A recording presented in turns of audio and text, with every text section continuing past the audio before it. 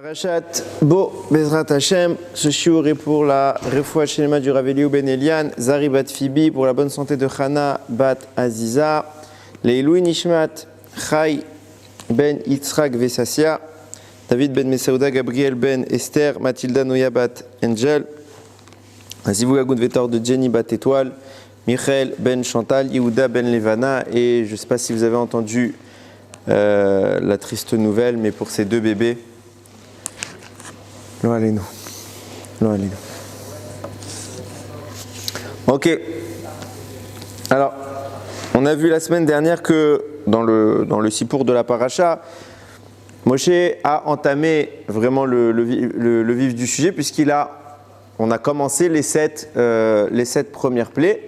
Et là, on va faire 8, 9, 10 et on va sortir Bezrat Hashem dans notre Paracha. Je vais m'arrêter un petit peu sur la 8e plaie, celle de Harbé, les sauterelles. Vous allez voir, il y a des choses extraordinaires.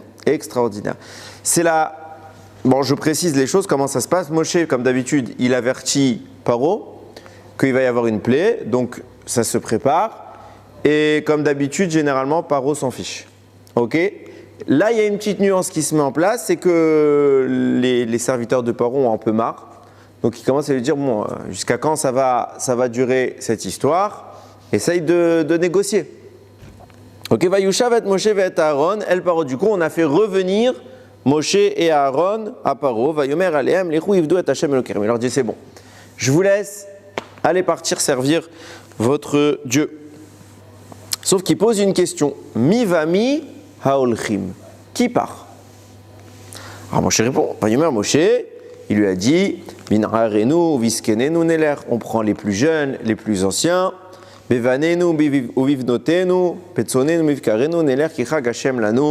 prend nos enfants, nos filles, notre bétail, tout le monde, parce que c'est une fête pour nous, pour Akadosh Baruch Hu. Et là, il lui dit Yichen Hashem imachem, qu'Hashem soit avec vous, qu'Asher Hashem eretrem, quand je vous enverrai, ve'tapechem, même vos petits-enfants, Reu kiran eged penechem. Voyez qu'il y a quelque chose de mal qui se profile devant vous. Paro était astrologue et il a vu du sang. Donc il croyait que ça annonçait la mort. Baruch Hashem, on va transformer cela avec le dam à Brit. Quand ils vont faire la Brit Mila, on peut transformer les choses, Baruch Hashem. Mais il avait vu une mauvaise augure. Il continue, il lui dit non, comme je vois que c'est dangereux, je ne suis pas d'accord. Lechuna gevarim vivdu et Hashem. Allez-vous les hommes adultes servir Hashem. Kiota atem mevakshim, c'est ça que vous voulez, non? Vaïgaresh otam, bon évidemment Moshe lui a dit va te faire cuire un œuf. Vaïgaresh otam, met pene paro, et il les a dégagés. Moshe et Aaron sont donc repartis un petit peu bredouilles, et après Moshe va lancer, sur ordre d'Hachem, la plaie de Harbé des sauterelles. C'est intéressant, c'est la première fois que Paro a peur. Jusqu'à maintenant, à chaque fois que Paro, on va dire succombait, c'est parce que, il avait déjà la plaie, c'était tellement dur à supporter qu'à un moment, il rappelait Moshe et Aaron et il prétendait avoir fait tchouva. Peut-être que sur le moment, il était sincère, parce qu'on voit qu'Akadosh Baruch Hu, à chaque fois, il endurcissait son cœur. Donc, c'est pas stam, c'était pas... Sur le moment, il était à peu près d'accord. Ok, de toute façon, j'en peux plus, on craque. Moshe priait, Hachem retirait la plaie. Et quand la plaie, on se trouvait un petit peu de paix, ça c'était calme, alors Pharaon revenait sur sa décision et à nouveau, il disait qu'il gardait le peuple. Là, c'est la première fois qu'avant que la plaie n'arrive, Paro a peur. Il y a quelque chose qui dérange énormément Paro. Ok. Shamubracha. Il y a quelque chose qui mamache, il le dérange. Donc Paro, il commence un petit peu à changer d'attitude. Mais il n'est pas assez dérangé pour aller jusqu'au bout. Pourquoi? Parce qu'il pose la question à Moshe Rabbeinu. Qui part? Et on voit que la réponse, elle dérange. Parce que, rappelez-vous, il faut contextualiser les choses. Moshe n'a pas dit qu'il partait pour toujours. Il ne lui a pas encore dit. Moshe prétend depuis le début, on part 3 jours. Dans 3 jours, on revient. Ramim, ils disent, il a un petit peu familiarisé Paro, parce que c'était un peu brutal de lui dire shalom. Alors, il a familiarisé comme ça. Ok, donc, qu'est-ce que ça te change? On voit les hommes, les femmes, les enfants, les adultes, les anciens, les plus jeunes. On voit tout le monde, fin de l'histoire. Ils reviennent dans 3 jours. Là, Paro, il a très peur. Et la réponse de Moshe qui lui dit on prend tout le monde, même que pour 3 jours, ça le terrifie. Qu'est-ce qui dérange Paro? Quel est le problème? Et pourquoi maintenant Dafka il a peur? Alors on va essayer de comprendre ensemble, Bezrat Hashem, vous allez voir, il y a plein de belles choses. Quel est l'objectif de Harbé, des sauterelles? Pourquoi Akadosh Baruch Hu envoie cette plaie? Alors l'intention n'est pas cachée, elle est explicitement écrite dans le texte. C'est que on a vu la semaine dernière, la dernière plaie c'était Barad, la grêle, qui a pas mal détruit les animaux, les récoltes qui sont assez bien installées, donc les arbres, etc. Ça, a priori, ça n'a pas survécu. Mais il y a les récoltes de champs, ça a tenu. Donc ils ont encore de quoi manger. Viennent les sauterelles, Harbé, et là, il n'y a plus rien. Les sauterelles viennent manger les restes de la plaie de la grêle. Donc en clair, l'objectif, c'est de priver l'Égypte de toute ressource nutritive. Les installer dans une situation précaire. Ok? C'est pas caché, c'est pas dissimulé. Regardez comment c'est intéressant de noter les petits détails. Quand Hachem annonce la plaie de Harbé, il dit comme ça. Ulman tesaper beozne bincha ou ben bitecha ou ben bincha pardon.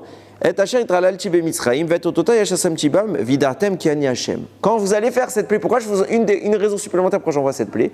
Pour que tu puisses raconter à tes enfants et à tes petits-enfants combien j'ai fait de signes et de prodiges, combien je me suis joué de l'Égypte, parce que je veux que vous sachiez que je suis Hachem. Pourquoi cette plaie? Puisque toutes les autres, c'est elle le ciment qui va être le récit des enfants. Pourquoi il faut qu'on raconte celle-là plus que les autres? Comme dans les faits, c'est même pas ce qu'on fait. C'est pas la plaie des sauterelles dont on parle le plus. À la limite, Makat Bechorot. Pourquoi le passo qui corrèle cette plaie-là aux jeunes enfants et au récit? Écoutez bien ce qu'ils disent. Racham, c'est un méfarèche qui s'appelle Torah Tchikoutiel. J'ai trouvé son approche super belle. Il y a un midrash complètement rare, aucun rapport, qui parle de Shlomo Améler. Là-bas, vous savez que Shlomo était le deuxième roi, de la dynastie de David, on va dire, c'était le troisième roi d'Israël, mais c'était le deuxième roi de la tribu de Yehuda. Et le roi, il a des règles qui lui importent qu'à lui, parce qu'on voit que dans les nations, le roi, il s'octroie beaucoup plus de droits que le reste de la population. Vient nous dire la Torah, c'est pas parce que tu es roi que tu as le droit d'être trop riche. C'est pas parce que tu es roi que tu as le droit d'avoir une infinité de montures. Et c'est pareil pour les femmes, tu n'as pas non plus le droit de te marier avec beaucoup de femmes parce que sous prétexte que tu es roi. Et la Torah dit là-bas, le mot qui est employé, c'est yarbé, interdit de multiplier ses épouses. Pourquoi? Parce que si quelqu'un il commence à agir de cette manière, même un roi, même un tzaddik, évidemment qu'il va finir à faire des avérotes. Vient Shlomo Améler, il dit c'est bon, la Torah nous a donné la raison de cette interdiction. Pas trop de richesse, pas trop d'épouses, pas trop de montures, etc. Aujourd'hui, tu remplaces les montures par les bagnoles, ce que tu veux, limite. Faut une limite. Il dit la Torah nous a dit pourquoi? Parce que tout ça va nous éloigner. Ok, je vais raisonner. Si je sais que c'est ça le risque, j'ai qu'à faire attention. Puisque je sais c'est quoi le piège, j'ai qu'à faire attention. Et donc j'ai plus de risque. Si je suis prévenu, je suis vacciné, je ne risque pas de tomber. Viennent nous dire, Rachamim, c'est pour ça que la Torah ne révèle pas les raisons des mitzvot. La raison profonde des mitzvot, généralement, elles ne sont pas révélées. Pourquoi? Parce qu'il y a une fois où la Torah a donné la raison, c'est là. Shlomo, il a commencé à faire des analyses. Donc il a dit, je vais me marier avec plein de femmes, je vais avoir les montures que je veux, etc. Hachem, il lui a dit, c'est pas Hachem, le Midrash, il dit, la lettre Yud de Yarbé, c'est interdit de multiplier, elle est venue se plaindre à Hachem. Parce que lui, il a dit quoi, Shlomo? Il a dit, le problème c'est de multiplier sous peur de fauter, de te détourner. Alors qu'un Arbé, oui, je vais multiplier et je prendrai soin de ne pas fauter. Au lieu de dire Yarbé comme c'est écrit dans la Torah, Hachem lui a interdit, ne multiplie pas, lui il a dit Arbé, je vais multiplier, en prenant soin. La lettre Yud, elle a dit à Kadosh Baruch Hu, n'est-ce pas que toutes les lettres de la Torah, elles ont une valeur? Une lettre dans la Torah, ça rend, si elle manque ou si elle est en trop, ça rend tout le Sefer Torah pas cachère. Shlomo Améler, il est en train de me remplacer, moi, Yarbé, il y a écrit tu ne multiplieras pas, par Arbé, oui, je vais multiplier. Il a remplacé un Yud par un Aleph. Alors s'il commence comme ça, demain il va te changer toute ta Torah. Hachem, il a dit, ok, 1000 comme Shlomo, je changerai, mais une lettre de la Torah, je ne la change pas. Et à cause de ça, Shlomo, il a été puni, il a été accusé d'idolâtrie, il a été accusé de tous les maux. Ok, retenez bien cette info. Pourquoi je vous dis ça? Nous dit le Kli Yakar, pourquoi est venu l'appeler de Arbé? Arbé, cette fois pas dans le sens de je vais multiplier, mais dans le sens des sauterelles. Ça s'écrit exactement de la même manière. Parce que Paro, il a tenu un raisonnement similaire à Shlomo Améler. Qu'est-ce qui se passe? Avraham Avinu, il a reçu une promesse d'Hachem. Il lui a dit Arbé et Zaracha. Arbé et Zaracha. Je multiplierai ta descendance. Qu'est-ce qu'il a dit Paro? Quand il a vu que les Bnei Israël commençaient à se multiplier, donc la réalisation de la promesse faite à Avram, il a dit Pen Irbé, de peur qu'il ne se multiplie, quand la ben Aïlod, Aïorat Ashlichou, il a jeté tous les garçons dans le Nil. Vient le décret d'Hachem de bénir et de multiplier les Bnei Israël, Arbé, et vient Paro, il a dit non, moi je dis Pen Irbé, je ne veux pas qu'il se multiplie. Hachem dit on va voir qui entre ton décret et mon décret va se réaliser. Et en effet, Baruch Hachem, ils se sont multipliés. Nous dit le Torah Tchekutiel. De la même manière que la lettre Yud, elle est venue se plaindre à Akadosh Baruch Hu pour Shlomo Améler, pour lui dire, il est en train de changer une lettre de ta Torah, comment tu peux le laisser faire? Et qu'Hachem, en réponse de cela, il a dit, hors de question. De même, la lettre Aleph, quand il y avait écrit Hachem, il a dit, Arbé, je multiplierai les enfants d'Israël. Quand elle a vu que venait Paro et dire, je vais annuler cela, elle est venue se plaindre à Akadosh Baruch Hu. Et cette lettre Aleph, elle a sauvé le Ham Israël. Parce qu'il ne faut pas effacer une seule lettre de la Torah. Elle est venue voir Akadosh Baruch Hu, elle a dit, comment tu laisses faire?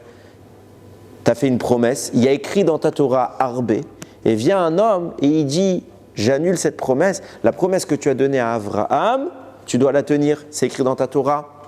Sinon la Torah, elle est plus vraie. Hachem, il a dit, tu as raison. Je protège le Ham Israël. Et pour rappeler cela, il a envoyé l'appelé qui s'appelle Arbé. Tu as voulu enlever Arbé, la multiplication du peuple juif, alors je t'enverrai le même mot en tant que douleur MAUX pour venir te punir et te rappeler que quand tu veux enlever Arbé, c'est Arbé qui vient te frapper. La multiplication du peuple est la source qui va générer que l'Égypte soit frappée par les sauterelles. C'est pour ça que cette plaie, plus que toutes les autres, on doit la raconter à nos enfants. Pourquoi? Parce que c'est grâce à elle qu'ils sont aujourd'hui en vie, que nous sommes aujourd'hui en vie. Donc elle est plus que toutes les autres liées à la croissance du Ham Israël. En d'autres termes, ça signifie quoi? Ça signifie que Paro a tenté d'annuler la promesse et de changer la Torah. Qu'est-ce qu'Hachem a dit? Tu veux diminuer la descendance d'Abraham? C'est qui la première descendance d'Abraham? Yitzhak. Ki be Yitzhak, ki kare lecha Zara. En Yitzhak sera déclarée chez toi une descendance. Yitzhak Gematria Arbé, 208. Tu as voulu t'en prendre à la descendance d'Avraham. Cette même descendance, Yitzhak vient toujours incarner le dîn et la rigueur. Cette même descendance va venir, elle va te frapper. Cette même force-là entre tout de suite en vigueur. Mais ce n'est pas tout, regardez jusqu'où ça va. Il y a, comme je vous l'ai dit tout à l'heure, l'objectif immédiat de Arbé, les sauterelles, c'est de priver le pays de toutes ses récoltes. Alors vous allez me dire, quel est le rapport?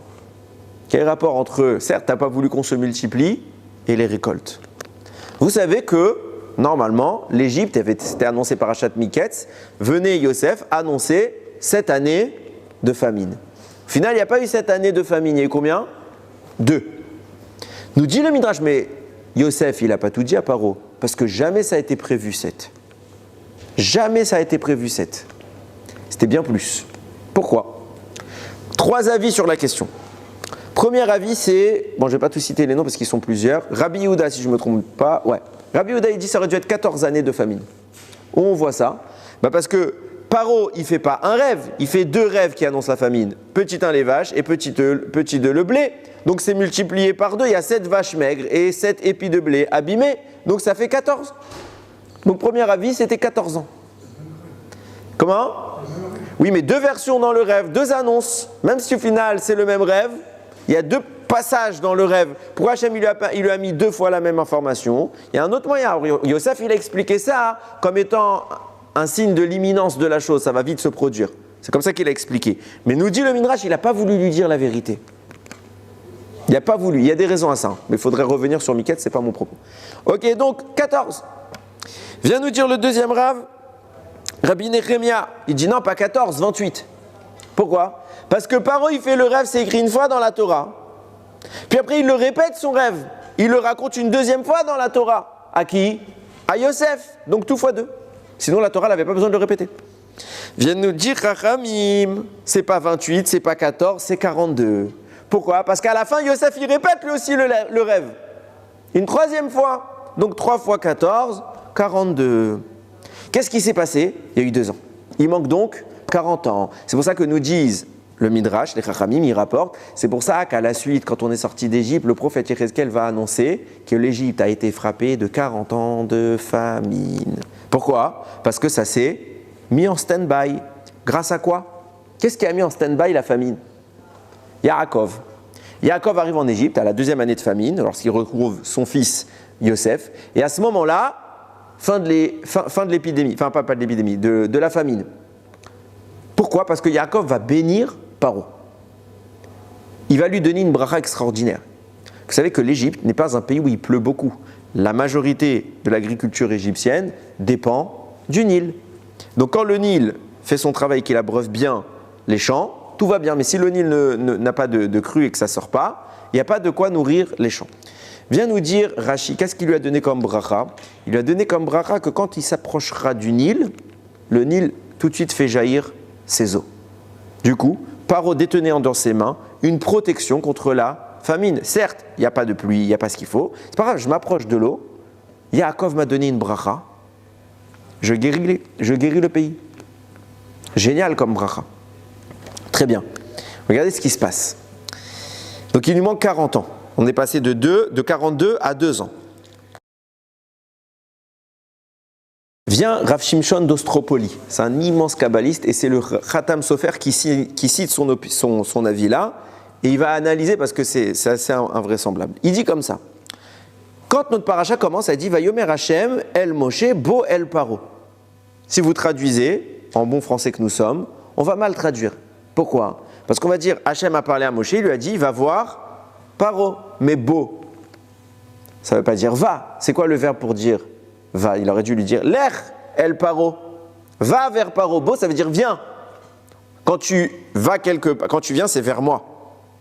Ok? Quand tu veux aller loin, quand tu vas, tu dis l'air, c'est vers quelqu'un d'autre. Là, il lui dit viens vers Paro. Pourquoi viens vers Paro? Pourquoi et pas va? Parce qu'il veut créer une proximité, nous dit le Rav Shimshon d'Ostropoli, entre Paro et Moshe. Parce que Moshe ne doit pas juste aller voir Paro, il doit agir sur Paro. Comment cela? Le Khatam Sofer explique. On l'a dit plusieurs fois dans les Shiurim, Baruch Hashem, que le nom d'une personne n'est pas anodin. Ce n'est pas juste des lettres ou un mot qui nous plaît. Le nom d'une personne, c'est l'essence qui a créé, qui a généré son existence dans le monde.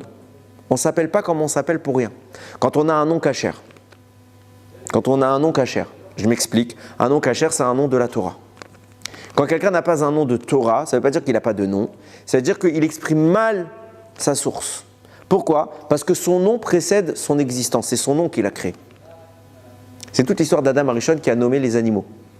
La Torah nous dit qu'Hachem a présenté à Adam, et tous les noms qu'Adam donnait aux espèces, c'était le nom qu'il fallait leur donner. Pourquoi il a fait ça? Pour montrer sa supériorité par rapport aux malachim. C'est quoi la supériorité? Qu'est-ce qu'il y a de dur à nommer des choses? On peut inventer les mots qu'on veut. Pourquoi c'est spécialement grand d'être capable de nommer les animaux? Parce que la difficulté n'était pas de trouver un mot joli à placer sur l'animal, la difficulté c'était de savoir quel est le mot qui a généré l'animal.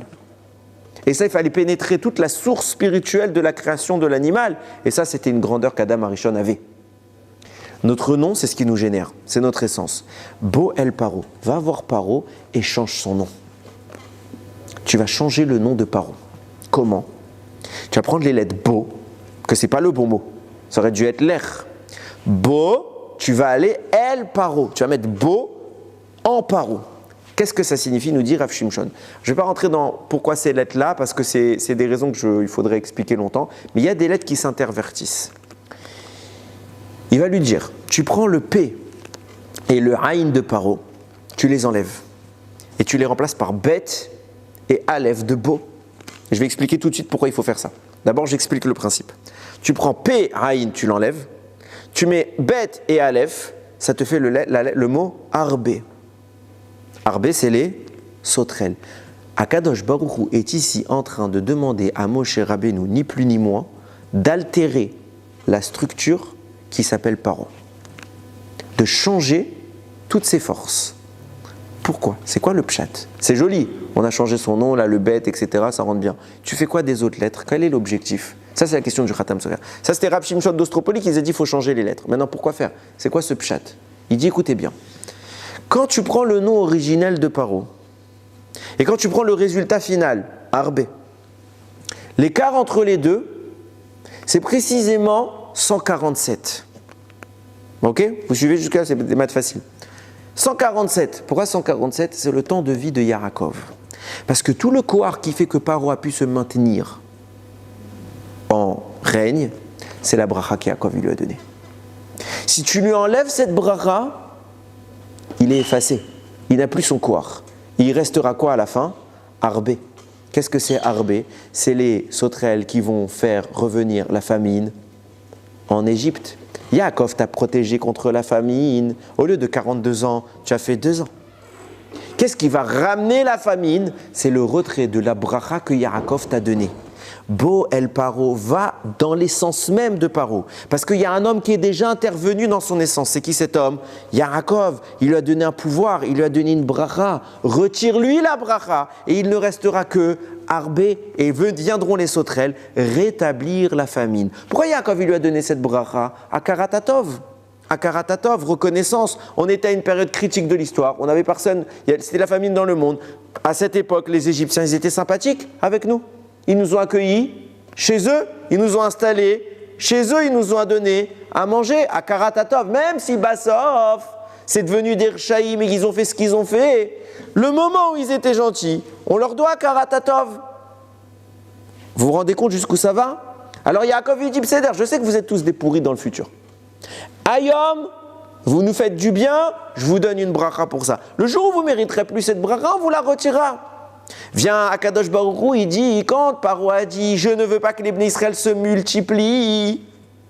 Qu'est-ce qu'il a fait? Il a voulu retirer la bracha d'Avraham Avinu. Donc à ce moment-là, il ne mérite plus la bracha de Yaakov Avinu.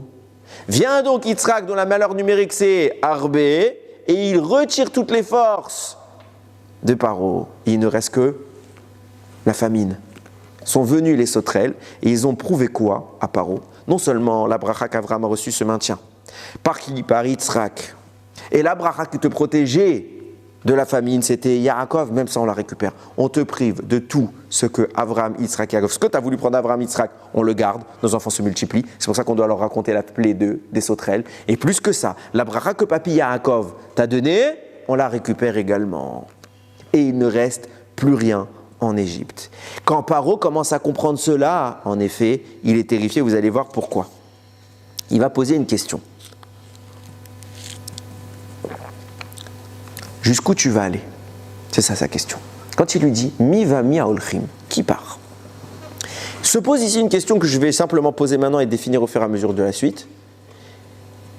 Est-ce que quand tu dis que tu récupères la bracha, tout l'Avraham, Yitzhak, Yaakov, tout ce que je viens d'expliquer, c'est superficiel, ça veut dire ce qui est manifeste, ou est-ce que tu vas descendre jusqu'à la racine de ces énergies-là et tu vas me priver du mécor qui nourrit ces forces?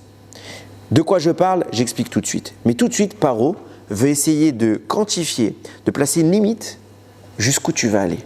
Et Moshe lui répond, on prend nos enfants, on prend nos anciens. Et cette réponse, elle est terrifiante. Terrifiante. Je m'explique. J'introduis plusieurs notions. Il y a dans tous les écrits, on va tout combiner, il y a dans la Gemara, dans le Zohar, dans plein d'endroits, dans le Midrash, on parle de malachim, d'anges particuliers qu'on définit comme étant les plus grands de tous. Et chacun d'eux se contredit. Pourquoi? Parce que tu dis, lui, c'est le plus grand des malachim. Il y a un malach, je n'ai pas le droit de prononcer les noms. Ok? Donc je vais juste dire les premières lettres du nom, et on ne prononce pas le nom complet. Pourquoi? On a le droit de prononcer les noms des malachim dont les noms font partie des noms communs qu'on donne à nos enfants. Raphaël, Michael, Gabriel, Uriel, etc. C'est des noms de malachim, tout ça. On a tout à fait le droit de les prononcer puisque c'est pas d'eux qu'on parle. On a nos enfants qui s'appellent comme ça, donc Bachamaim, ça les interpelle pas. Par contre, les noms dont je vais parler ici, c'est pas des noms qui existent dans le commun des mortels. Donc si je les prononce, alors je les appelle. Appeler un ange, c'est très dangereux. C'est mauvais et très dangereux parce qu'il vient pour rien. Après, il te défonce. Ok? Donc, il ne faut jamais faire ça.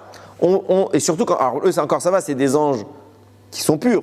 Alors, si tu prends, je ne te parle pas des forces du mal. Ok, il y a un malach qui s'appelle Sandal. Ok? J'ai prononcé le début comme Chachamim ils écrivent. Il est décrit comme étant celui qui accroche des couronnes sur son créateur. C'est intéressant. Il met des couronnes sur Dieu. Ok. C'est quoi que. Alors, Tosfot, il précise tout de suite, ça veut dire quoi qu'il met des couronnes sur son créateur? C'est qu'il met des couronnes sur les tfilotes que les Bnei Israël prononcent pour les faire monter à son créateur. Bon, c'est déjà plus acceptable. Et il est décrit là-bas dans la Gemara, c'est une Gemara, que je ne vous dis pas de bêtises, c'est dans le traité Chagiga, page 13b. Là-bas, elle dit, c'est lui le plus grand des malachim, il est plus grand que les autres anges. Donc, c'est quoi sa fonction? Faire monter les tfilotes et il est le plus grand. Pourtant, le Zohar, il dit ça d'un autre malach, dont lui aussi, je ne vais pas prononcer le nom. Il s'appelle Matat. Matat, 3 petits points. Ok? Là-bas, le Zohar dit, cet ange-là est le plus grand de tous les anges. Il est appelé Sarapanim, l'ange de la face d'Hachem. Et c'est lui qui met les couronnes sur les tfilotes des Bnei Israël pour les faire monter dans le ciel. Je ne comprends pas, tu n'as pas le même nom. Alors peut-être il a 2 noms. Des fois, on donne à nos enfants 2 noms. Peut-être il a 2 noms, le malach. Non, il n'a qu'un seul nom. Comment ça se fait qu'il y a écrit 2 malachim? Troisième point, une autre Gemara, dans Brachot. Là-bas, il raconte, il y avait à l'époque, le Kohen Gadol, il s'appelait Rabbi Ishmael, Ben Elisha. Et il raconte quand il est rentré dans le Kodesh HaKodashim. Quand il rentre dans le Kodesh HaKodashim, on sait que c'est un moment très, très, très intense. Et là-bas, il a vu un malach. Alors, le nom que je vais dire, c'est même pas évident que ce soit un malach. Ok? Je prononce que le début encore. Artar. Artar, ça veut dire celui qui est couronné. Il était assis sur un grand trône. Et là-bas, il l'a vu, le Kohen Gadol, et il lui a dit, le malach, il a dit au Kohen Gadol, fais-moi une bracha. Le Kohen, alors, il a fait une bracha. Alors, je vous lis en bref, il a demandé plein de choses, que ta volonté, que ce soit ta volonté, que ta miséricorde l'emporte sur ta colère, etc., etc. 3 petits points. Déjà, qu'est-ce que ça veut dire que là-bas, ce malach-là, il vient représenter Hachem. Qu'est-ce que ça veut dire que le malach, il demande une bracha au Kohen Gadol? Tu es en train de bénir Akadosh Baruch Hu? On peut bénir Akadosh Baruch Hu? Ça veut dire quoi? Écoutez ce qu'ils écrivent, Chachamim. C'est le Mégalé Amoukot qui explique comme ça. Il faut savoir, et je l'ai dit plusieurs fois, il y a plusieurs strates dans la création. En partant du bas, le monde dans lequel on est, il s'appelle Asiya. Au-dessus, Yetzira. Au-dessus, Bria, et tout en haut, Atzilut. Il y a encore d'autres en haut, mais j'en parle pas. Ok? Asiya, Yetzira, Bria, Atzilut. À chaque fois qu'on a dit d'un des malachim qu'il était le plus grand, c'était chacun dans son monde. Dans son monde, il est le plus grand, mais au-dessus de lui, il y a un autre monde. Dans le monde tout en bas, celui qui est le plus grand, il s'appelle Sandal. Sandal, c'est les sandales, les chaussures. Donc il vient connoter le monde qui est le plus bas. Au-dessus de lui, il y a le monde de Yetzira. Dans ce monde-là, c'est Matat, qui est le big boss. Au-dessus encore, il y a le monde qu'on appelle Bria. Dans le monde de Bria, c'est Artar, 3 petits points. Et lui, il est tellement grand, parce que généralement, on dit de tous les malachim, le plus grand, c'est Matat. Il est tellement grand qu'il y a des méfarchim qui disent, c'est pas vraiment un malach, c'est quelque chose de spécial. Ce que c'est, je sais pas. Qu'est-ce qui se passe? Ces malachim-là sont préposés à faire monter les tfilotes des Bnei Israël depuis le monde dans lequel nous sommes. Et à chaque fois, ils les font monter au-dessus. C'est pour ça qu'on parle de couronne. La couronne, c'est ce qu'il y a au-dessus de la tête. Donc ça veut dire qu'il est encore plus haute que moi. Vient le premier malach, Sandal, 3 petits points. Il met une couronne sur notre fila. Pourquoi? Parce que la couronne, elle va percer notre fila de son monde à lui, à Sia, au monde d'en haut, Yetzira. Puis après, dans ce monde-là, le boss, il s'appelle Matat. Il met une couronne pour que la tfila puisse monter de Yetzira à Bria. Et pareil, Artar, 3 petits points. Il met une couronne pour que ça monte à Atzilut, là où on reçoit les tfilotes, où Akadosh Baruch Hu reçoit nos tfilotes. On voit tout ça dans le rêve de l'échelle que Yaakov a fait. Et Yaakov, il voit des malachim en train de monter et descendre. Nous dit Rachamim, le Mégalé Amukot, il dit, c'est quoi ces malachim en train de monter et descendre? C'est ces 3 malachim qui sont en train de faire monter nos tfilot, Bashamaim. C'est pour ça que c'est écrit, Veine Sulam Mutsav Artsa. Et voici qu'une échelle était placée sur terre. Prenez les initiales. Sulam, Samer, la première lettre pour Sandal, le premier malach. Mutsav, Mem pour Matat. Artsa, Aleph pour Artar. J'ai fait le dire en entier. Pour le 3e malach, pour faire monter notre tfilot. C'est quoi les malachim que Yaakov est en train de voir? C'est le secret de la tfila. Comment parler à Kadosh Baruch Hu? Il faut que ça passe par ces 3 malachim. C'est eux les émissaires préposés à la tfila. Ok. Pourquoi je vous parle de tout ça? Vont nous dire Rachamim.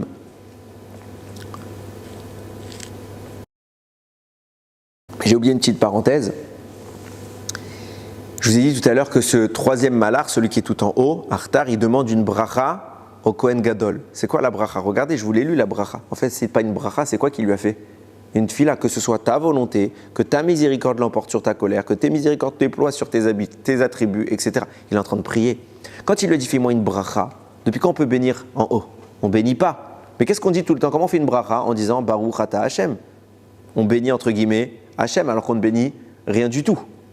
Quand on dit Baruch ata Hashem, on supplie à Kadosh Baruch Hu, toi qui es la source de la bracha, toi donne-nous une bracha. C'est pour ça qu'il dit que ce soit ta volonté, que la miséricorde, elle l'emporte sur la rigueur. C'est qui que ça avantage? C'est pas Hashem. Hashem, ça lui change rien d'être en mode miséricorde ou en mode rigueur. Ça change rien. Qui est avantagé par cela? Nous. Donc il est en train de prier pour nous. Il n'a pas béni le malach. Il a prié que le malach fasse monter sa tfila. Et c'est pour ça que je vous parlais depuis tout à l'heure des couronnes. Maintenant, il va falloir placer certains principes sur ces 3 malachim. Les 2 du bas, Sandal et Matat, sont appelés Ne'arim, les jeunes. Chacun est appelé dans le Zohar jeune. C'est pour ça que par exemple, quand il y a écrit Veu Na'ar et Bene Bilha et Bene Zilpa, concernant Yosef, il appelait le jeune homme qui s'occupait des enfants de Bilha et qui s'occupait des enfants de Zilpa. Dans le sens simple, on parle de Yosef. Dans le sens profond, on parle de qui? Matat. C'est pour ça que Yosef, il a un lien particulier avec Matat. Nahar, c'est toujours une référence soit à Matat, soit à Sandal. Ok? Artar, le 3e, lui, il est appelé le Zaken. Pourquoi? Il y a une logique que j'invente, mais ça me paraît évident. Puisque c'est le premier des 3 mondes, alors c'est le plus ancien, les 2 autres, c'est les 2 plus jeunes, donc par rapport à lui, il est l'ancien. Eux, c'est les petits. Les petits comme ça qui arrivent. Ok? Donc eux, ils sont appelés les jeunes, et lui, il est appelé l'ancien. Vient nous dire le Rama Mipano, quand Paro il a demandé à Moshe Rabbeinu qui va partir avec vous, qu'est-ce qu'il a dit Moshe? Bin Arenu ou Biskenenu, nos jeunes et nos anciens. Sens simple, il parlait des enfants et des grands-parents, des personnes plus âgées. Sens profond, il lui a dit je récupère les 3 malachim et il te reste plus rien. Et ça fait quoi? Ça fait quoi que ces 3 malachim s'en aillent? Écoutez bien. Il y a écrit, c'est le Mégalé Amukot qui rapporte tout ça. Ces 2 malachim dont je vous ai parlé, les 2 du bas, Matat, le numéro 2, le intermédiaire, et celui tout en bas, Sandal. Il nous dit où est-ce qu'ils sont représentés sur terre? Où est-ce qu'on voit un impact d'eux sur terre? Vous savez que la Torah, les tables, étaient entreposées dans le Haron à Kodesh. Qu'est-ce qu'il y a au-dessus du Haron à Kodesh? Un couvercle. Qu'est-ce qu'il y a au-dessus du couvercle? 2 malachim. Ces 2 malachim viennent représenter les 2 dont je vous parle. C'est les 2 chérubins en or qui sont sur le couvercle du Mishkan. Ils sont précisément institués là-bas. Pourquoi est-ce qu'ils sont là-bas?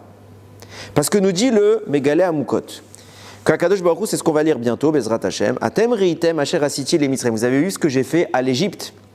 Vaesa etrem al kanfe nesharim. Et je vous ai porté sur les ailes des aigles. Va'avi etrem et là, et je vous ai amené vers moi. C'est qui les aigles dont on parle? On a eu, est-ce qu'il y a, et franchement, il y a eu des aigles qui sont venus à Yetziat Mitzrayim. On est monté sur eux, puis on est parti comme ça. C'est quoi l'histoire? Je vous ai porté sur le dos des aigles. Nesharim, Gematria de Sandal et Matat. Les 2 malachim dont je vous parle sont ceux qui nous ont portés pour la Yetziat Mitzrayim et ceux qui étaient précisément au-dessus du Haron. Nous dit la Gemara, le Haron, il était porté par les Lévim. Ouais, il y avait des barres comme ça, et il y avait des Lévim devant, des Lévim derrière, et on portait le Aaron. Sauf que le Aaron portait ses porteurs. Comme ça, la Gemara dit. Le Aaron portait ses porteurs. Ça veut dire quoi? Ce n'est pas les Lévim qui étaient en train de porter le Aaron. C'est le Aaron qui se soulevait et qui les transportait. Pourquoi? Pourquoi? C'est ce qu'il dit le pasuk. Va essa etrem al kanfe nesharim. Je vous ai porté sur le dos des aigles. C'est qui les deux aigles? Les deux chérubins qui étaient sur le Aaron. C'est eux qui portaient eux-mêmes le Aaron et qui portaient le Ham Israël de façon plus générale. Pourquoi? Qu'est-ce que ça signifie que ces deux malachim-là ont un impact et ils nous portent? Il y a une Gemara qui rapporte que, vous l'avez peut-être déjà entendu, dans l'étape de la loi, les louchot, elles étaient particulières dans la manière d'être écrites. Ce n'était pas gravé. C'est faux de dire que le texte était gravé. Le texte transperçait toute l'épaisseur de la table. Donc en clair, le texte c'était des trous, si vous voulez symboliser les choses. Donc que vous voyez d'un côté ou de l'autre, il y avait des particularités, c'est que vous mettiez d'un côté ou de l'autre, c'était à l'endroit. Ok, c'était un miracle. Mais passons. Le Aleph de Hanori, c'est un trou qui traversait toute l'épaisseur de la table et ça faisait un vide. Et à cause de ça se pose un problème. C'est qu'il y a deux lettres qui ne peuvent pas exister comme ça. Pourquoi? Parce qu'elles sont fermées. C'est lesquelles? Le Samer et le même Sophite. Je m'explique. Si vous percez l'épaisseur de la paroi de la table, alors quand c'est un Aleph comme ça va, ça se tient. Mais quand vous faites un rond, qu'est-ce qui va se passer? Alors ce sera un rond, mais un rond, c'est pas un Samer. Un Samer, c'est un rond, mais à l'intérieur, il y a du blanc. Donc ça veut dire qu'il faudrait qu'il y ait la table, un rond en vide, et au milieu, la pierre qui fasse le contour du rond. Vous me suivez? Mais qu'est-ce qui se passe si je fais tout le tour en taillant, en transperçant la pierre? Eh bien, le rond, il s'en va avec. Donc normalement, on ne pouvait pas écrire ni de Samer, et pareil pour le même Sophite qui est un carré, on ne peut écrire ni le Samer, ni le même. Nous dit la Gemara, alors comment il y a des mêmes, il y a des Samer dans le texte des Louchot. Comment on a écrit? Il y avait un S, le même et le Samer lévitaient. Ils flottaient dans l'air. Le bout de pierre, le rond central du Samer, restait à l'intérieur et il volait. Pareil pour le carré central du même Sophite, il restait à l'intérieur. Pourquoi on nous dit que ces deux malachim nous portent? Parce que le même, c'est pour Matat, le Samer, c'est pour Sandal. Ces deux malachim sont ceux qui étaient en train de porter les louchot. Et les deux lettres étaient en lévitation pour dire que les deux malachim étaient là justement pour les porter. Mais on va aller plus loin, parce que le Khatam Sofer ajoute. Mais là, ce n'est pas le Khatam Sofer, c'est le Torah de Shalom au nom du Megalé Amukot, qui dit comme ça. C'est quoi l'objectif? C'est que ces deux malachim viennent représenter notre monde, Asiya pour Sandal, Yetzira pour Matat. Mais il y avait un troisième plus haut. C'était lequel? Bria pour Artar, 3 petits points. Le but des tables de la loi était d'arriver dans le monde qui s'appelle Bria. C'est pour cela qu'au total, il y a 22 mêmes sophites et 2 Samer. Quand vous l'écrivez en lettres pleines, ça vous fait la valeur, quand vous faites le calcul, vous fait 1000. Boule, 1000. Pourquoi 1000? Qu'est-ce que vient signifier ce nombre? Nous dit le Khatam Sofer. Regardez Parashat Vaïkra, le premier mot de la Parasha. Qu'est-ce qui est écrit Parashat Vaïkra? Vaïkra, Moshe, Hachem, il appelle Moshe. Tout celui qui a déjà ouvert un Sefer Torah, c'est que le premier mot Vaïkra, il a une déformation. À savoir que la dernière lettre du mot, c'est un Aleph. Vaïkra. Il n'est pas écrit en taille normale. Il est écrit en petits caractères dans tous les Sifrei Torah. Pourquoi? Nous dit le Torah Shalom, l'objectif des tables de la loi, c'était d'être porté par Sandal et Matat, mais de porter au-dessus des 2 aigles. Donc quand je suis au-dessus de l'aigle, de leurs ailes, je suis encore plus haut que lui. Ouais. Donc je suis dans le monde encore au-dessus. Et donc d'atteindre le monde qui s'appelle Bria, là où se trouve Artar. C'est pour ça que Moshe Rabbeinu, il a écrit le Aleph en petit. Parce que ce petit Aleph de Vaïkra vient dissimuler la présence de cet ange. Où est-elle présente? Où le Aleph écrit en petit vient dissimuler ce malach. Écoutez bien. Le Harizal écrit que quand Moshe Rabbeinu il a reçu la Torah, la Gemara nous dit que les Malachim sont descendus avec des couronnes pour les poser sur les Bnei Israël, mais Moshe Rabbeinu aussi il a reçu un cadeau. Il est venu, Hachem, lui offrir 1000 oroth, 1000 lumières. Cependant, quand il y a eu la faute du veau d'or, parce que Moshe, même s'il n'était pas là, il a une petite responsabilité dans la faute du veau d'or, c'est que le veau d'or a été fait par le Erev Rav. Qui a amené le Erev Rav? Moshe. Hachem va le punir. Et de 1000 lumières qu'il avait obtenues, il va le descendre à une lumière, 1/1000 de ce qu'il était. C'est pour cela que Moshe Rabbeinu va écrire le Aleph en petit. Pourquoi? Parce que Aleph, sa valeur numérique, c'est 1. Mais comment vous écrivez Aleph? Ça s'écrit Elef. Quand vous l'écrivez le mot entier. 1000. À la base, il avait le Aleph grandeur nature, à savoir 1000, la puissance des 1000 lumières qu'il avait obtenues. À la fin, ce Aleph s'est réduit à sa plus petite unité, 1, pour témoigner qu'il a perdu 999 lumières sur les 1000 qu'il avait. Il a 1/1000 du résultat. Ces 1000 lumières, normalement, c'est ce qui expliquait pourquoi Moshe aurait dû avoir un corps totalement lumineux à l'image d'Adam Arishon avant qu'il ne faute. C'est quoi ces 1000 lumières? C'est tout ce que je vous explique depuis tout à l'heure. Le petit Aleph en question, comme ce qu'il nous a dit le Khatam Sofer, vient faire référence à qui? Au Malach qui est juste au-dessus de Sandal, de Matat, et qui vient du monde du Bria, qui s'appelle Artar. Un Aleph, c'est lui, de même que le Samer qui volait dans l'étape de la loi, c'était pour Sandal. De même que le même qui volait dans l'étape de la loi, c'était pour Matat. Le Aleph qui est caché dans l'étape de la loi, où est-ce qu'il est caché dans l'étape de la loi? Le Samer, il porte une valeur. Le même, il porte une valeur. Qu'est-ce qu'ils essayent de soulever? Une valeur numérique de tous les Samer et de tous les mêmes. 1000, les 1000 lumières que Moshe Rabbeinu devait recevoir, c'était ça l'objectif. De même que Moshe les a reçus, on devait tous nous aussi les recevoir. Quand est-ce qu'on les reçoit? Quand on arrive dans le troisième monde qui s'appelle Bria, qui est géré par un malach qui s'appelle Artar. 3 petits points. C'est pour ça que Moshe témoigne toute cette information au travers d'un Aleph pour signaler l'ange qui s'appelle Artar. Et par cela, qu'est-ce qu'il prouve à Paro? Il lui explique tout. Voilà ce qu'on prend en sortant d'Égypte. Bin Arenu ou Viskenenu. On prend Sandal, on prend Matat et on prend Artar. Qu'est-ce que ça témoigne? Regardez bien les choses. Nous dirons Chachamim. Celui qui, c'est écrit dans ma Masechet, que je ne me trompe pas, j'ai oublié. C'est écrit dans ma Masechet Chagiga. Là, je l'ai écrit là. Chagiga. Si je ne me trompe pas. Bon, à vérifier, j'ai écrit dans le texte, vous le retrouvez dans l'écrit. Non, c'est pas Chagiga. Oui, je vous ai dit une bêtise. Si, c'est Chagiga, j'ai bon. Ok, Mechila, pour le petit lapsus. Nous dit la Gemara là-bas, celui qui répète son enseignement 100 fois ne ressemble pas à celui qui répète 101 fois. Waouh, super intéressant. En clair, c'est toujours mieux d'en faire plus. Pourquoi ils ont cité ces nombres-là?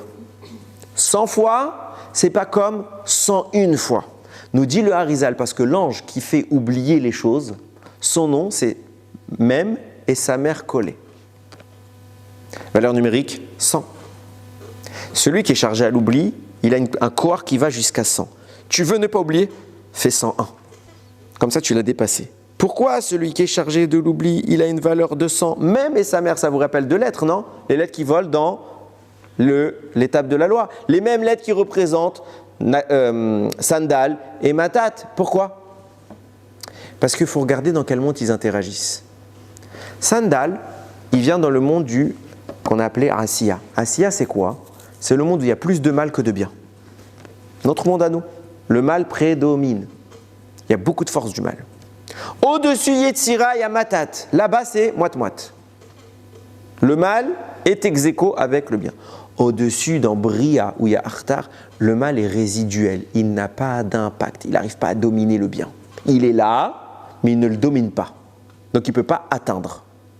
Quand tu t'arrêtes à 100 fois, donc au monde de Asiya et de Yetzira, à savoir le monde de Sandal et de Matat, là-bas, il y a des forces du mal. Donc, les mêmes lettres qui existent chez eux, elles existent en négative et elles peuvent t'atteindre et elles te font oublier. Nous dit la Gemara, celui qui fait 100 fois, il est sujet à l'oubli. Celui qui fait 101 fois, qu'est-ce qui se passe? Il rajoute le Aleph du troisième monde, de Artar.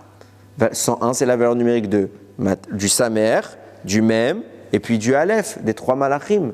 Là, puisque tu atteins un monde qui est celui de la Bria dans lequel il n'y a plus les forces du mal qui sont actives, alors l'oubli n'existe plus. Ils perdent ses forces. Vient à ce moment-là Moshe Rabbeinu et il explique tout ce qui va se passer à Paro. Et on comprend pourquoi Paro, il est terrifié. Paro est terrifié par ce qu'il est en train d'entendre de Moshe Rabbeinu. À savoir, Ramim nous disent, s'il n'y avait pas eu la destruction des tables de la loi, les premières, la Torah n'aurait jamais été oubliée, en rapport avec tout ce que je viens de vous dire. Pourquoi ? Parce qu'on n'aurait jamais eu l'exercice des forces du mal. Malheureusement, en même temps qu'on recevait les tables de la loi, les forces du mal se sont renforcées, elles ont réussi à nous convaincre de faire le veau d'or. Donc on l'a tout de suite abîmé avant qu'on reçoive les tables. Et donc le don a été endommagé, ça a détruit les tables. Mais si on les avait gardées et qu'on n'avait pas fait le veau d'or, le mal perdait toutes ses forces. Pourquoi ? Parce qu'on arrivait dans un monde où il n'y avait plus de mal. Le monde où Moshe a reçu ses 1000 lumières, donc le monde de la réparation, le monde où il y a le malheur qui domine les forces du mal. Et donc il n'y a plus de danger pour l'homme Israël. Vient à ce moment-là, Paro, il dit, attends, tu es en train de m'enlever Avraham, Yitzhak et Yaakov. Comme je vous ai dit dans la plaie qui s'appelle Arbé. Nous dit le Torah de Shalom, ces 3 hommes, Avraham, Yitzhak et Yaakov, viennent représenter sur terre les 3 malachim dont je vous parle depuis tout à l'heure. Tu es en train de me les enlever, ça veut dire quoi ? Tu es en train de m'enlever juste la bracha qu'ils m'ont donnée et Nigmar Asipour ? Ou est-ce que tu vas remonter depuis ce qui émane du ciel pour les faire s'exercer dans ce monde ? Si tu m'enlèves Avraham, Yitzhak et Yaakov, allez-y. C'est pas top, je suis pas content, allez-y. Mais si j'ai plus d'accès, si vous arrivez à atteindre le monde où il n'y a plus l'accès aux forces du mal, qu'est-ce que ça signifie ? Ça signifie qu'on va disparaître. C'est ça que tu es en train de m'annoncer. Donc qu'est-ce qu'il fait tout de suite ? Il appelle Moshe, Miva Mia Olchim, qui part avec vous ? Est-ce que c'est juste la bracha d'Avraham, Yitzhak et Yaakov ? Ou est-ce que c'est même la source de cette bracha qui nourrit ma présence ? Moshe lui dit, Binra Arenu, Oviskenenu. Tout. Il ne reste plus rien. Paro le dégage. Il dit ça, jamais. Ça témoigne, ça assure, ça signe la fin de vie de la fin de mon existence, fin de vie du mal. Je ne peux pas laisser faire ça. Bassov, il n'a pas eu le choix. Mais on voit que Paro, il résiste. Et on voit que dès que la plaie de Arbé arrive, il est terrifié. Les autres plaies, dame, il n'y a plus d'eau pendant 7 jours, bravo. Sfardé, Akini, Marov, les grêles, les bêtes sauvages. Il n'a pas peur. J'encaisse. Il entend Arbé, il sait qu'il va être vidé de toute sa substance. Et là, tous les Égyptiens viennent voir Paro, il dit Ribono Shel Olam, il faut que tu fasses quelque chose. Paro, il rappelle Moshe. Il dit on va négocier. Je suis prêt à vous laisser partir que vous, la dimension physique, mais pas la dimension spirituelle. Moshe, il dit on prend tout. Mais Moshe, si tu fais ça, moi je meurs. Il fait exactement. Exactement. On prend tout. Qu'est-ce qui se passe par la suite ? Il est contraint. Il arrive à Makat Bechorot. Hachem relâche la pression de son cœur. Il n'a plus le choix que de dire oui. Il s'en va. Qu'est-ce qui se passe 7 jours après ? Enfin, moins que 7 jours, mais bon, on va faire simple. 7 jours après notre sortie. La sortie, c'est cette paracha. Semaine d'après, 7 jours plus tard, on est où ? On est devant la mer. Et Paro change d'avis. Il revient à la charge. Qu'est-ce qu'il fait ? Il envoie une armée. Bon, c'est normal, il faut qu'il nous récupère. Sauf que la Torah nous précise les détails de formation de cette armée. Il y a écrit comme ça. Vaikach, il a pris Shesh Meot Rechev Bachurim. 6 chars d'élite. 600 chars d'élite. Et Kol Rechev Mitzraïm et tout ce qu'il avait en Égypte. Déjà, ça n'a pas de sens. Tu me dis, il a pris 600 chars et tous les chars qu'il avait. Pourquoi tu me précises ceux-là en particulier ? Alors, c'est les chars d'élite. Ok. Mais tu as dit qu'il a pris tous les chars du pays. Une fois que tu as pris tous les chars, forcément, tu as pris aussi les chars d'élite. Pourquoi il faut qu'on me quantifie ces chars-là ? Veshalishim al-Kulo, ils étaient tous couverts par des guerriers. Shalishin milachon shalosh. 3. Pourquoi ? Parce que nous dit le Torah de Shalom, quand Paro il a compris que les Bnei Israël avaient pris avec eux toutes les forces en question, il a regretté, il a dit Ribono Shel Olam, tu vas détruire les forces du mal, tu vas les conduire à Matan Torah. Si tu conduis à Matan Torah, qu'ils arrivent à recevoir cette Torah, s'ils y arrivent à ce que les tables descendent. Si les tables descendent dans cet état-là, et donc ils arrivent à accéder au Olam, à Bria, fin de l'histoire. Il se serait passé quoi? Moshe serait rentré en Israël, il n'y aurait pas eu des décrets de mort, il n'y aurait pas eu le décret des explorateurs, on serait arrivé, Moshe aurait construit le Beth Amikdash, on détruit toutes les forces du mal. Qu'est-ce qu'il dit? Il a les boules, il regrette, il revient sur sa décision. Il envoie 600 chars. Pourquoi? Parce que 600, c'est la gématria de Sandal, V, Matat. Il vient 600 chars pour que les forces du mal puissent à nouveau impacter ces dimensions-là. Veshalishi Malkulo est celui qui est au 3e monde en tant que superviseur. Qu'est-ce qu'il le veut? Il veut également l'empêcher d'agir. Il ne faut pas qu'il monte au 3e étage. C'est pour ça qu'il a écrit Veshalishi Malkulo. Et Paro, c'est quelque chose qui le hante. Et vous vous rendez compte ce qu'ils vont faire? Parce qu'il faut bien comprendre qui est en train de mener l'attaque. D'après le Midrash, c'est pas Paro. C'est qui? C'est son malach. C'est son malach. Il sort la tête la première et il va combattre. Mais je ne comprends pas. Si on parle d'un ange, il connaît mieux Hachem que nous. Ok? Vous, mettez-vous à la place de Paro. Vous avez vu 10 plaies. Ça ne vous suffit pas? Tu crois vraiment qu'avec ton équipe, tu vas réussir à battre Dieu? L'ange, il envoie, il dit allez-y. Il est tellement désespéré qu'il tente tout. Il sait qu'il va à la mort. Mais mourir pour mourir, autant tenter le coup.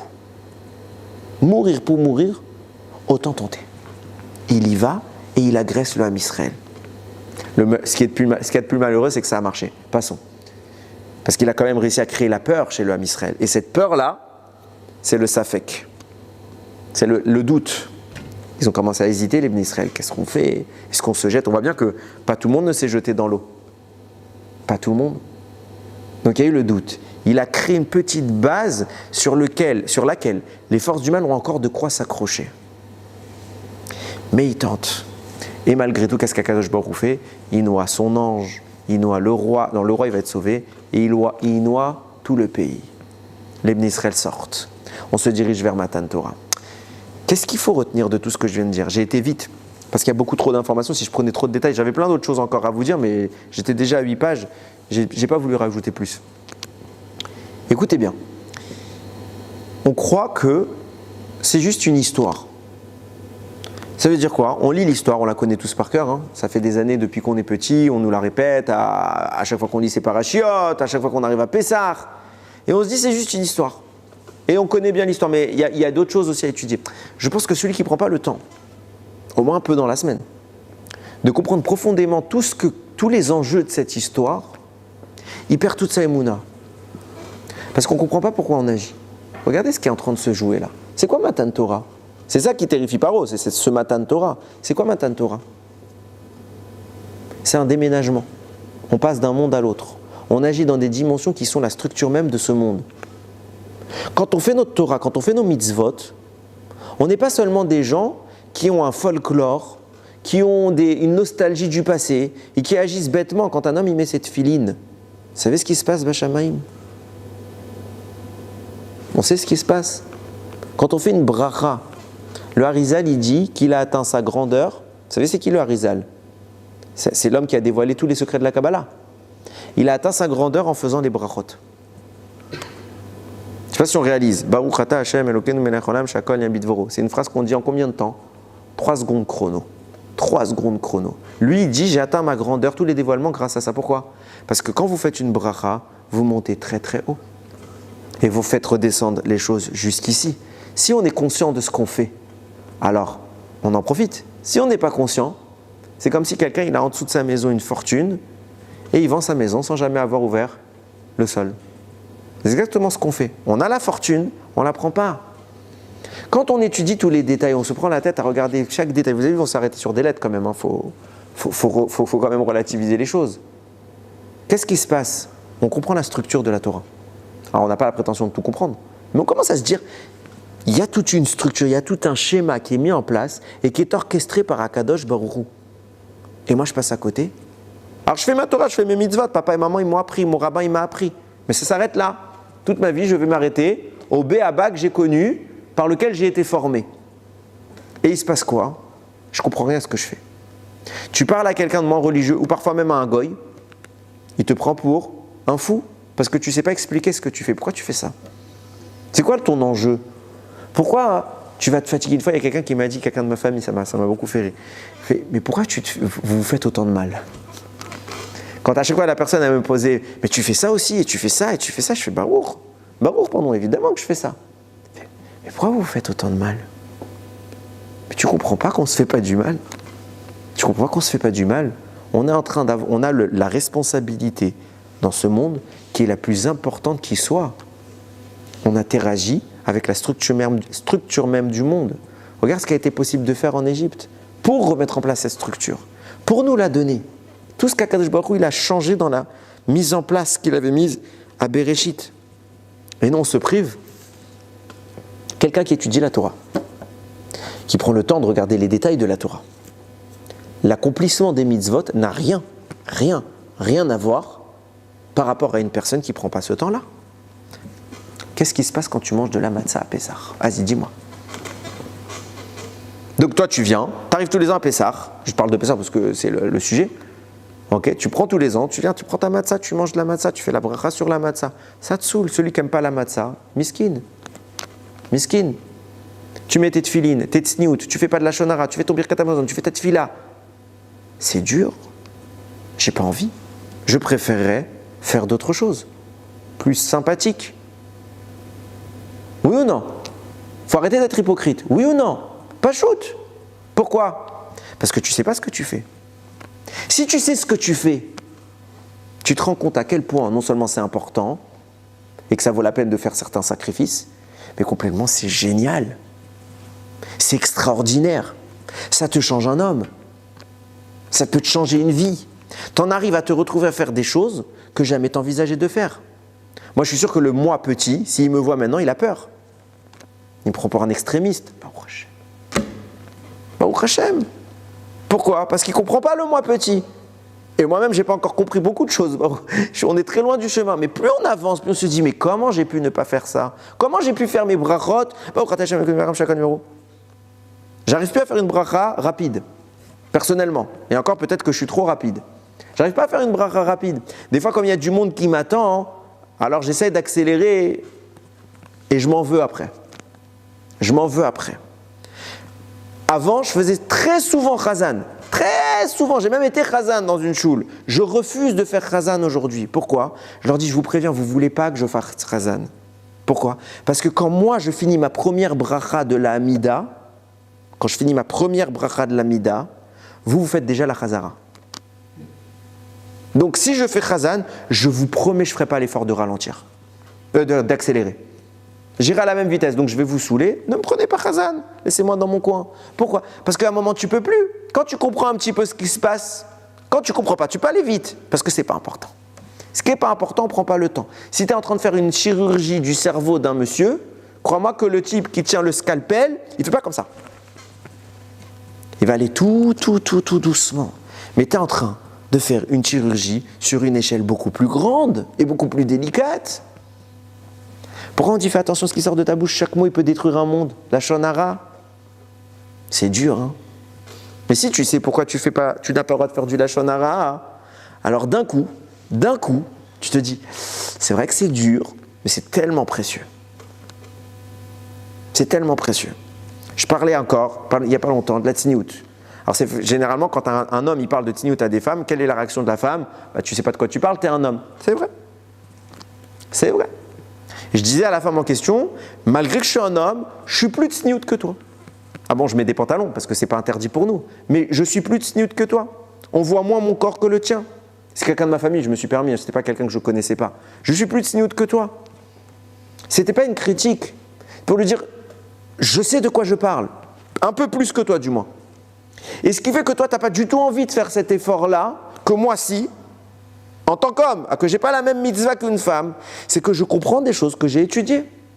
Pareil, pourquoi je vais me lever, mettre les tefilines, et qu'il y en a qui vont hésiter, ils vont se battre pendant 3 heures. Généralement, tu finis toujours par battre ton yetzer hara, mais quand tu te réveilles le matin, déjà quand tu l'as battu, le yetzer hara, c'est déjà mincha. Tu as perdu la synagogue, tu as tout perdu. Pourquoi? Parce que je suis fatigué. Mais si tu sais ce qui va se passer à la synagogue quand tu vas aller prier,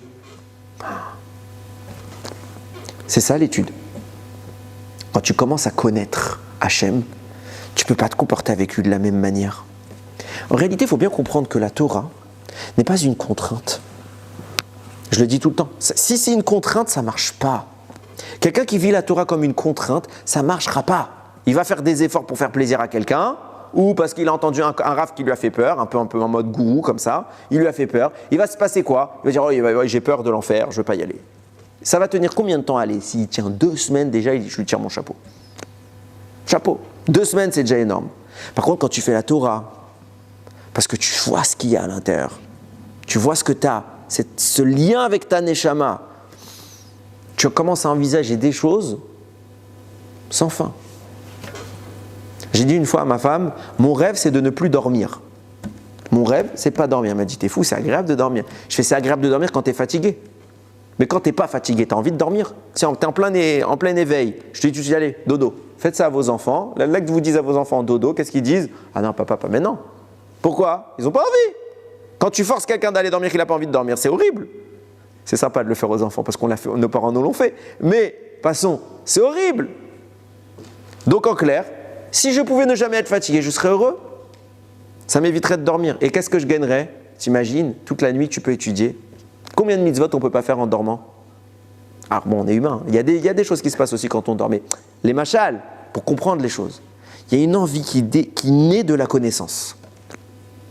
La connaissance, c'est ce qui génère l'envie. Tu ne peux pas être amaharetz, ignorant, et réellement t'approcher d'Hachem. Apprends, et d'un coup tu vas t'approcher. C'est naturel. Et c'est non plus une contrainte, c'est une adhésion. Quand on adhère, on peut tout faire. Quand on subit, ça s'arrête là où ça commence.